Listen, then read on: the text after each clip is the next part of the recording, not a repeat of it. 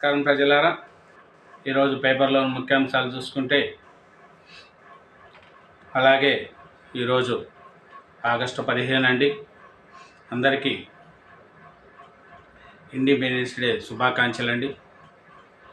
మనకు స్వాతంత్రం వచ్చి 78వ స్వాతంత్రం వేడుకలను జరుపుకుంటున్నాం. ప్రజలకు ఎందరో మహానుభావులు త్యాగఫలమే ఈరోజు మనం సంతోషంగా ఎవరి పని వాళ్ళు చేసుకొని బతుకుతున్నాము అంటే అది ఎంతోమంది త్యాగం అండి. అప్పుడు 40 కోట్ల మంది ప్రజలు స్వాతంత్రం కోసం పోరాడారండి. అదే ఇప్పుడు 140 కోట్లు అయ్యారండి మన ఇండియా జనాభా. 40 కోట్ల మంది అప్పట్లో పోరాడితే మనకు పోరాట ఫలితాలేనండి స్వాతంత్రం వచ్చింది. అది 40 కోట్లది, ఇప్పుడు 140 కోట్ల మంది మన ఇండియా జనాభా అయిందండి. మన భారతదేశం అంటేనే ప్రపంచ దేశాలకు కూడా భయపడతాయండి మన ఇండియాను చూసి.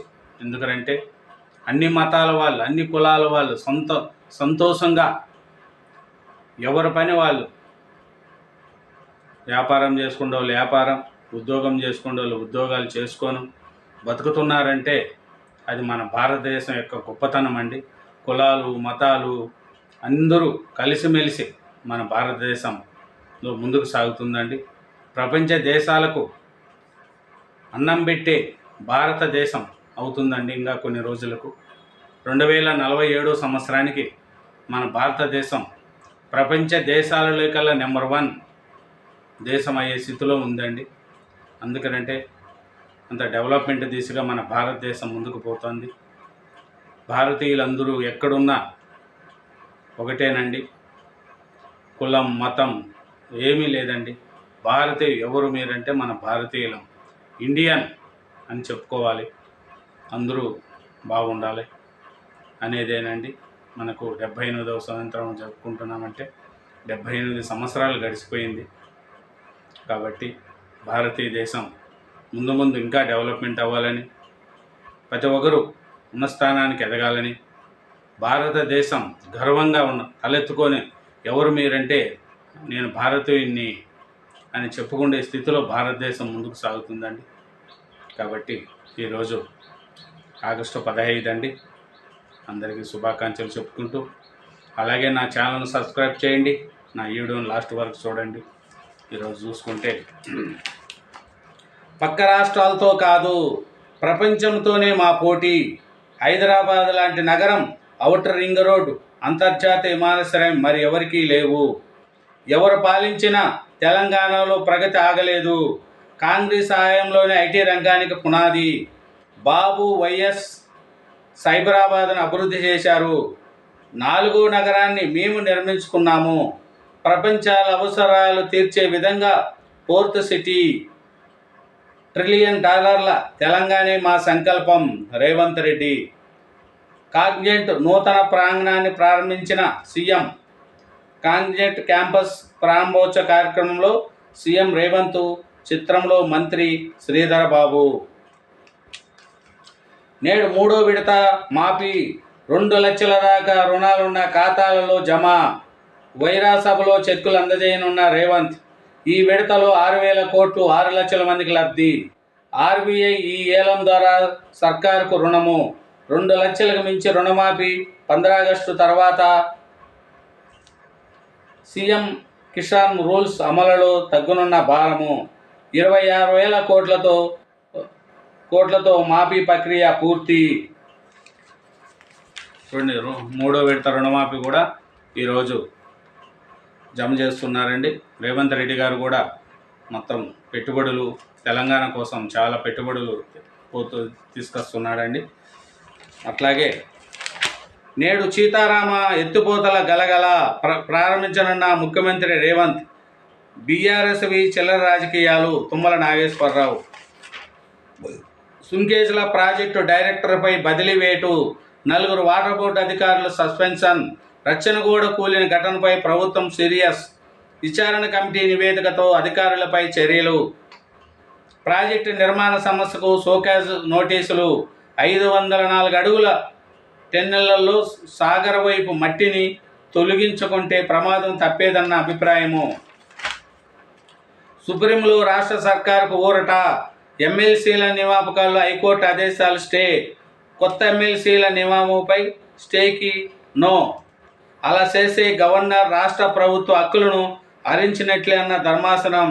గవర్నర్ కార్యదర్శికి సర్కారుకు నోటీసులు.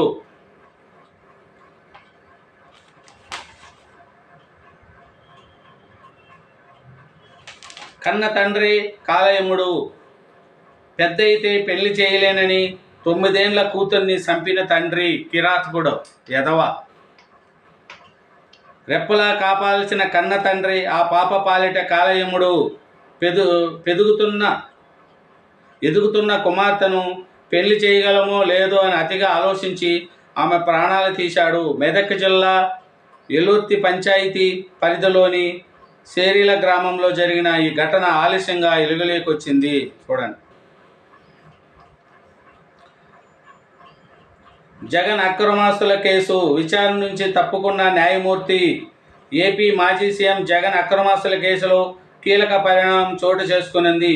కేసు విచారణ నుంచి జస్టిస్ సంజయ్ కుమార్ తప్పుకున్నట్టు ప్రకటించాడు.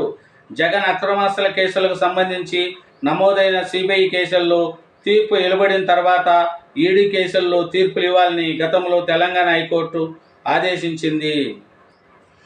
సంవత్సరాలు పడుతుంది జగన్ కేసులన్నీ బయటపడాలంటే. చేసిన కుంభకోణాలు ఏం తక్కువ ఉన్నాయా? తినేసినాడు మొత్తం.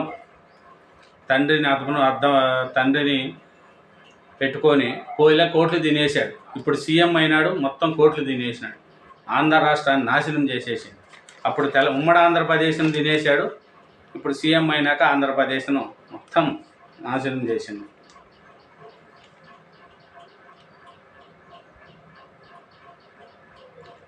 ఐరాస శాశ్వత ప్రతినిధిగా తెలుగు తేజం.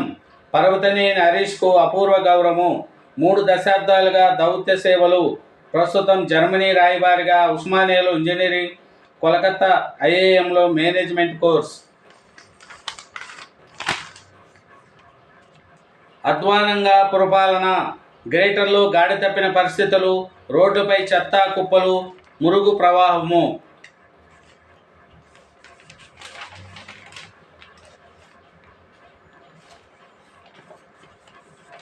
ఏట కొడవళ్లతో నరికి కారం చల్లి. కర్నూలు జిల్లాలో టీడీపీ నాయకుడి దారుణ హత్య. బైర్గ భూమికి వెళ్ళాక ఎనుక నుంచి తలపై దాడి. టీడీపీ నాయకుని ఎనుక నుంచి ఏట కొడవళ్లతో తలపై నరికి అతి దారుణంగా చంపేశారు. అనంతరం నిందితుల ఆనవాలు తెలియకుండా మృతదేహం పైన చుట్టుపక్కల కారం జల్లి పరారయ్యారు. ఏపీలో కర్నూలు జిల్లా పత్తికొండ మండలం ఓసూరు గ్రామంలో బుధవారం తెల్లవారుజామున జరిగింది. ఓసూరు గ్రామం మొదటి నుంచి టీడీపీకి కంచుకోటగా ఉంది. గ్రామానికి చెందిన టీడీపీ నాయకుడు వాకిటి శ్రీనివాస్ 45 ఏడాది జరిగిన సార్వత్రిక ఎన్నికల్లో టీడీపీ గెలుపులు క్రియాశీలకంగా పూర్తి చేశారు. బుధవారం తెల్లవారుజామున 5 గంటల సమయంలో ఆయన ఇంటి నుంచి పొలాల్లోకి వెళ్లారు. ఆ సమయంలో దుండగులు ఎనుక నుంచి ఆయన తలపై ఏటకొడములతో దాడి చేసి చంపారు. చూడండి, కర్నూలు జిల్లాలో జరిగిందంట. ఆంధ్ర మిత్రుల కోసమే రేవంత్ 33 జీవో తెచ్చాడు. ఆ జీవోను రద్దు చేయాలి. జగదీశ్వర్ రెడ్డి.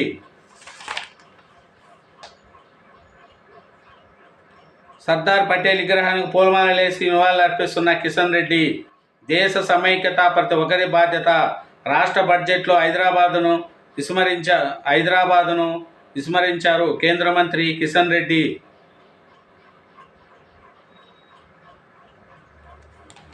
కాలినడకన తిరుమలకు మహేష్ బాబు కుటుంబము. ప్రముఖ హీరో మహేష్ బాబు కుటుంబ సభ్యులు బుధవారం కాలినడకన తిరుమలకు వచ్చారు. మహేష్ బాబు సతీమణి సమత్ర, కుమారుడు గౌతమ్, కుమార్తె సితార బుధవారం సాయంత్రం అలిపూర్ నుంచి కాలినడక ప్రారంభించి రాత్రి 7:30 గంటలకు తిరుమల చేరుకున్నారు. చివరి మెట్టు వద్ద కొబ్బరికాయలు కొట్టి మొక్కు చెల్లించుకున్నారు. గురువారం ఉదయం శ్రీవారిని దర్శించుకోనున్నారు. ఎన్టీఆర్ చేతికి స్వల్ప గాయం. జూనియర్ ఎన్టీఆర్ చేతికి స్వల్ప గాయమైంది. అయితే ఎన్టీఆర్ దేవరా సినిమా షూటింగ్లో తీవ్ర గాయాలపయ్యారని, రోడ్డు ప్రమాదంలో గాయపడిన బుధవారం సామాజిక మాధ్యమాల్లో జోరుగా ప్రచారం జరిగింది. దాంతో ఎన్టీఆర్ కార్యాలయం స్పందించి ఆ వార్తలను ఖండించింది. తప్పుడు వార్తలు నమ్మొద్దని, ఊహాగానాలను నివారించాలని మనవి చేసింది. 2 రోజుల క్రితం జిమ్లో కసరత్తులు చేస్తున్న సమయంలో ఎన్టీఆర్ ఎడమ చేతికి స్వల్ప గాయమైంది.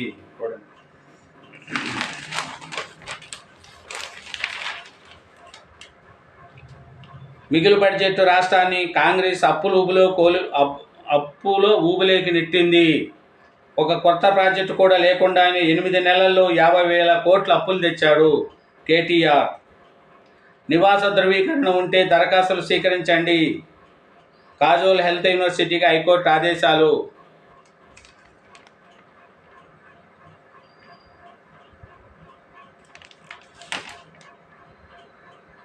తెలంగాణ నుంచి కాంగ్రెస్ రాజ్యసభ అభ్యర్థి అభిషేక్ సింఘే